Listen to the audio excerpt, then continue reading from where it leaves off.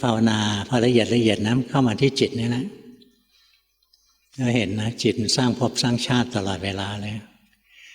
แล้วภาวนานะถ้าเราเข้าใจธรรมะประณีตขึ้นนะการปฏิบัติมันบีบวงมาที่จิตเนี่ยเราเห็นนะบางทีเราก็เห็นจิตบางทีเราก็ไม่เห็นจิตจิตตัวนี้คือจิตผู้รู้นะอะไรทำให้เรามองจิตผู้รู้ไม่ออก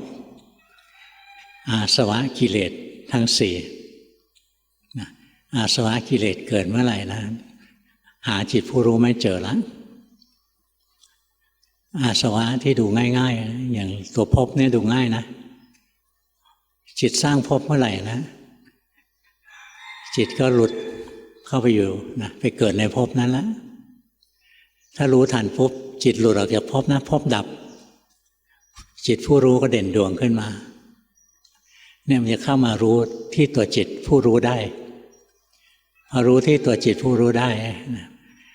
สิ่งที่ปิดกั้นทำให้เรารู้จิตผู้รู้ไม่ได้ก็คืออาสวะกิเลสทั้งสี่ตัวนั่นแหละกามาสวะนะเข้ามาเนี่ยมาดึงจิตเราไปดึงดูดจิตเราไปหากามคุณอารมณ์เพราะว่าอาสวะจิตไปสร้างภพแล้วหลงอยู่ในภพนั้นอวิชชาสวะเนี่ยมันไม่รู้แจ้งอริยสัจทิฏฐาสวะเวลาเราติดในความคิดความเห็นนะถูกความคิดความเห็นย้อมเมื่อไหร่นะตัวจิตผู้รู้เราก็สูญหายไป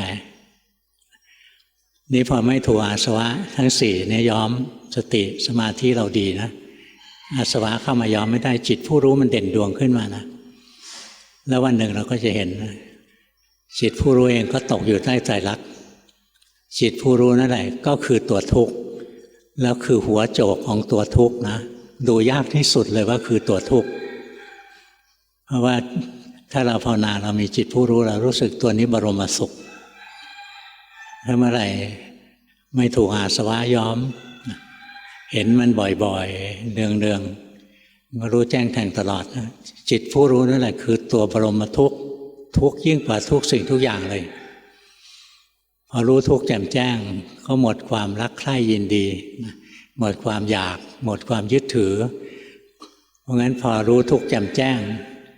สมุทัยคือตัณหาอุปาทานอะไรพวกนี้ก็ถูกทำลายทันทีดับอัตโนมัติเราไม่ต้องดับตัณหานะรู้ทุกข์แจ่มแจ้งเมื่อไหร่ตัณหาดับเองดับอัตโนมัติสิ้นตัณหาเมื่อไหร่นิโรธคือนิพพานก็ปรากฏขึ้นต่อหน้าต่อตานิโรธคือสภาวะที่สิ้นตัณหา